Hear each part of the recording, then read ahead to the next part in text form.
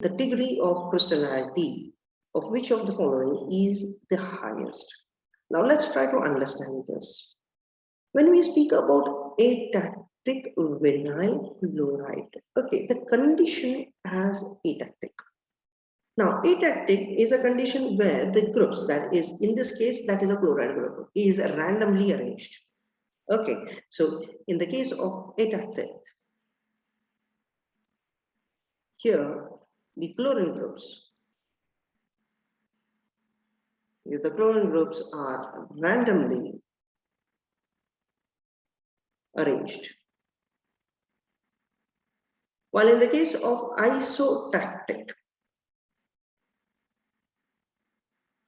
okay, well, in the case of the isotactic, the chlorine groups, what we have, these particular chlorine groups, right?